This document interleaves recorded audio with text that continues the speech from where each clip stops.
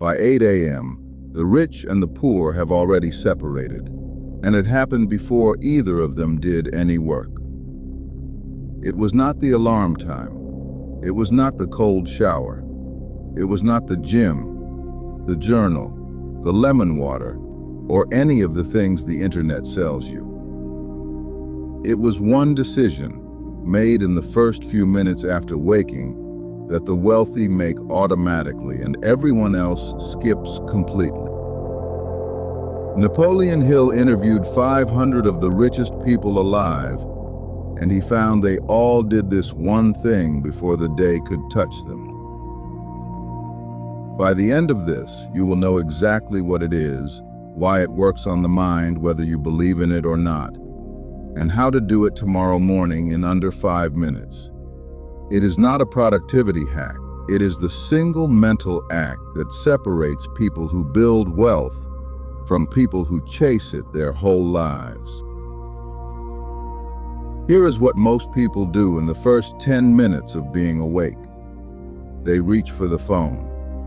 Before their feet touch the floor, before a single conscious thought is their own, they let in a flood of other people's news, other people's opinions, other people's emergencies. The mind, at its most open and impressionable moment of the entire day, gets handed to strangers. And Napoleon Hill discovered that this is not a small thing. It is the whole thing. Because he learned, from studying the wealthy and from the science of his time, that the mind is most suggestible in two windows: the minutes just before sleep and the minutes just after waking. In those windows, whatever you feed the mind sinks past your defenses and sets the tone for everything that follows. The wealthy protect those minutes like a vault. Everyone else spends them scrolling. The first thought you allow in the morning is not just a thought. It's not just a thought. It is the instruction the rest of your day obeys. Think about the last time you woke up and immediately checked your phone. Within 60 seconds, you had absorbed someone else's outrage, someone else's disaster, an ad engineered to make you feel behind. That became the emotional weather of your morning, and you carried it into every decision that followed, without ever choosing it. You did not wake up anxious. You were handed anxiety for free by people who profit from it. The wealthy simply refuse the handoff. So the one thing the rich do before 8 a.m. is not a task on a list. It is that they refuse to let the first instruction of the day come from outside themselves. They decide it deliberately before the world can. And what they decide is one specific thing, which I will give you in full. But first, you have to understand why the timing matters this much. Because if you do this at noon, it does almost nothing. And if you do it in the first few minutes, it can reorganize your entire life. Let me tell you what Hill actually observed, because it surprised him. When he began interviewing the wealthiest men of his era on Andrew Carnegie's assignment, he expected to find that they worked harder, longer, or smarter than everyone else. Some did, but that was not the common thread. The common thread was stranger and quieter than that. Almost every one of them began the day already knowing exactly what they wanted. Not vaguely, not "I want to be successful," with a precision that was almost unsettling. They knew the specific thing they were building, the amount, the deadline, and what they were giving in exchange for it. And they reaffirmed it, in some form, first thing every morning, so that it was the lens through which they saw the entire day. Hill gave this a name that became the foundation of his whole philosophy. He called it a definite chief aim, and he was blunt about how rare it is. He said the majority of people drift through life with no clear picture of what they want, reacting to whatever comes, and that this single apse, more than any lack of talent or capital, is why most people never become wealthy. They cannot hit a target they have not defined, and they redefine it every day based on their mood and their feed. The rich do not wake up and ask what they should do today. They wake up already knowing what they are building, and they simply ask what today's contribution to it will be. That difference sounds small. Over 10 years, it is the difference between a fortune and a shrug. And Hill was careful to point out, this is not about intelligence or education. He interviewed men who had left school early and men who had inherited nothing. And what set them apart from equally smart people who stayed poor was never raw ability. It was that the wealthy had committed to a single definite target and refused to keep changing it, while the poor kept a dozen half wishes and pursued whichever one felt best that morning. A dozen half wishes pull in a dozen directions and arrive nowhere. One definite aim, held through every mood, pulls a life in a straight line. Stay with me, because I am about to give you the exact morning practice Hill taught for installing this, step by step. And there is one part of it that feels ridiculous the first time and is the entire reason it works.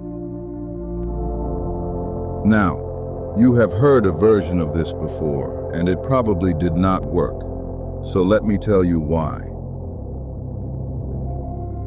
You have been told to wake up and think positive, or to visualize success, or to say affirmations into the mirror. And for most people, that produces nothing, because they are doing it wrong in a specific way that Hill warned about a century ago. Vague positivity does nothing. I am successful, I am wealthy, I am abundant is a sentence with no target, no plan, and no feeling behind it, and the mind treats it exactly like the spam it is. Hill was precise that autosuggestion, his word for deliberately feeding the subconscious, only works under 3 conditions. It has to be specific. It has to be spoken with emotion, not mumbled. And it has to be tied to a concrete plan of action, not floating in fantasy. That is why Think Positive fails and a definite chief aim works. One is a wish. The other is an instruction with an address on it. When you wake and vaguely hope for a good day, nothing happens. When you wake and reaffirm the specific thing you are building, the exact amount, by the exact date, in exchange for the exact service you will render, and you say it like you mean it, you have just aimed the most powerful instrument you own at a fixed point at the exact moment it is most able to receive the aim. So the morning act is not positivity, it is precision. And here is precisely how to do it. Here is the practice Hill taught, adapted into something you can do tomorrow in under 5 minutes before you touch your phone. Step 1. Do not reach for the phone. The instant you check it, you have handed the vault to strangers, and the window is gone.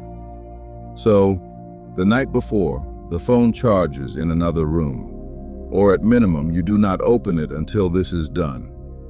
This is the gate. Everything else depends on it. Step 2. Sit up and state your definite chief aim, out loud. Not in your head. Out loud, in your own voice, in the quiet. If you have written it, read it. If you have not written it yet, write it today, and it will be rough, and that is fine. The statement has 4 parts, exactly as Hill specified. The precise thing you intend to acquire or build, the exact date by which you intend to have it, the specific service or value you will give in return, and a clear statement that you are giving your mind this instruction now. Read all 4, aloud, slowly. Step 3, and this is the part that feels ridiculous. As you say it, see and feel yourself already in possession of it. Hill was emphatic on this. Not hoping for it, experiencing it as already true. The feeling is what carries the instruction past your defenses. A sentence read without feeling is noise. A sentence spoken with the felt certainty of a fact rewrites the tone of the mind that hears it. This will feel foolish for about a week. Hill said the people who pushed through the foolish week were the people whose lives changed, and the foolishness is simply the old mind objecting to a new instruction. It fades. The aim remains. Step 4. Ask the one question and write the one answer. Now that the aim is set, ask, what is the single most important thing I can do today to move toward it? Not a to-do list. The one thing. Write it down. That one line is now the spine of your day, decided by the version of you that is clear and calm and aimed, before the version of you that is reactive and tired ever gets the phone. Gate the phone, state the aim aloud. Feel it as done. Choose the one thing. Under 5 minutes. Before 8 a.m., that is the entire practice, and it is the thing the wealthy do automatically that everyone else skips. Let me ask you something. Why would a 5-minute morning practice have anything to do with money? It sounds almost superstitious. Say some words, get rich. But there is nothing mystical about the mechanism, and Hill spelled it out plainly.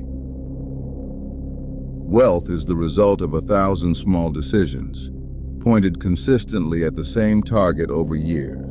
The person with a definite chief aim makes those 1,000 decisions in favor of the target automatically, because the target is set every morning and the mind quietly filters everything through it. An opportunity appears and they recognize it as relevant, because they have told their mind precisely what to watch for. A distraction appears and they decline it, because it does not serve the aim.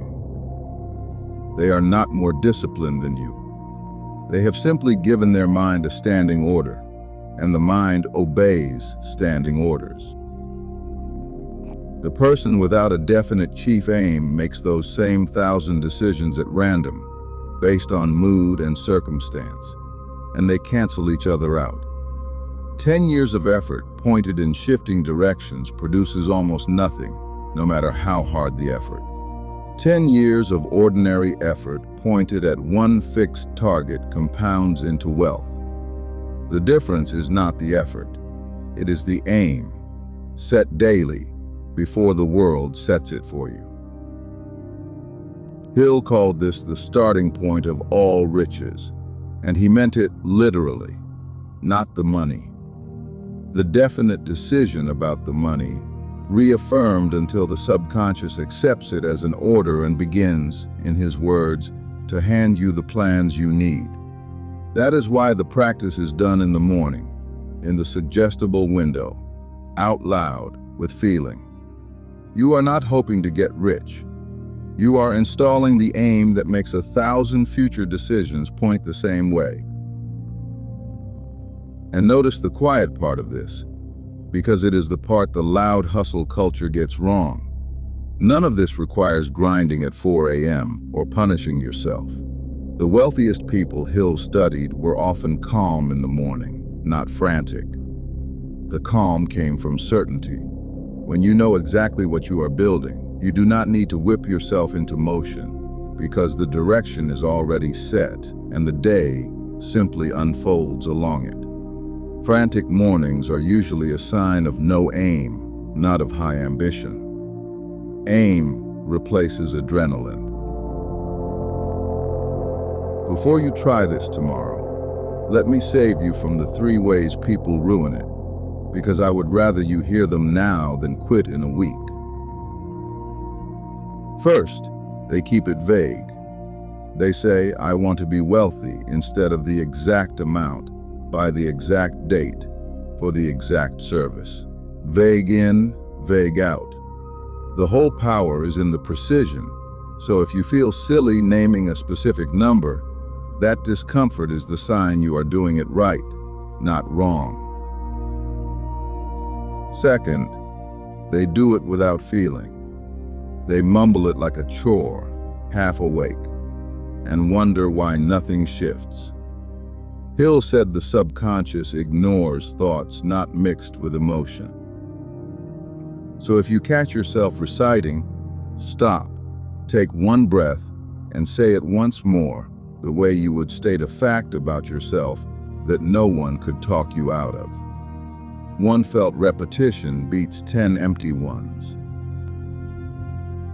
Third, they quit before the foolish week is over.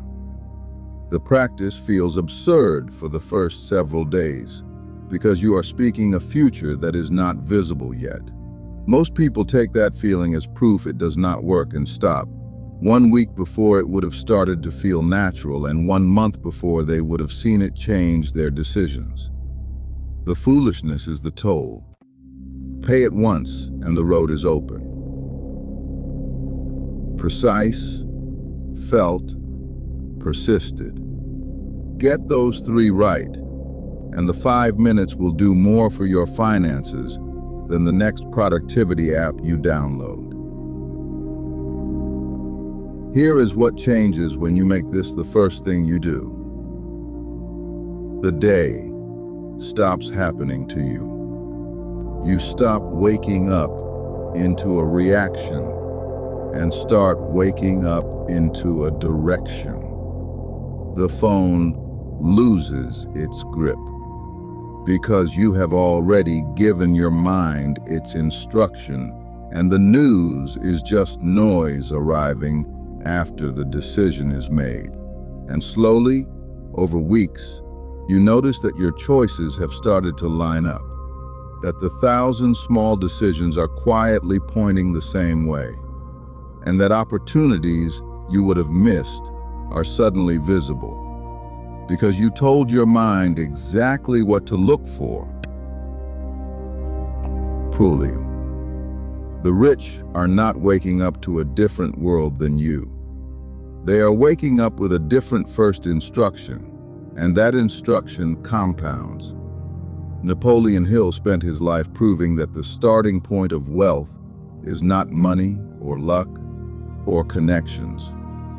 It is a definite decision, reaffirmed in the one window each morning where the mind is most willing to accept it as an order.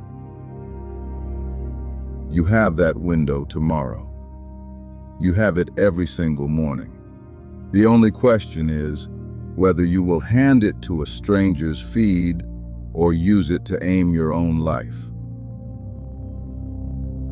So here is what I want you to do tomorrow, before 8 a.m., before the phone.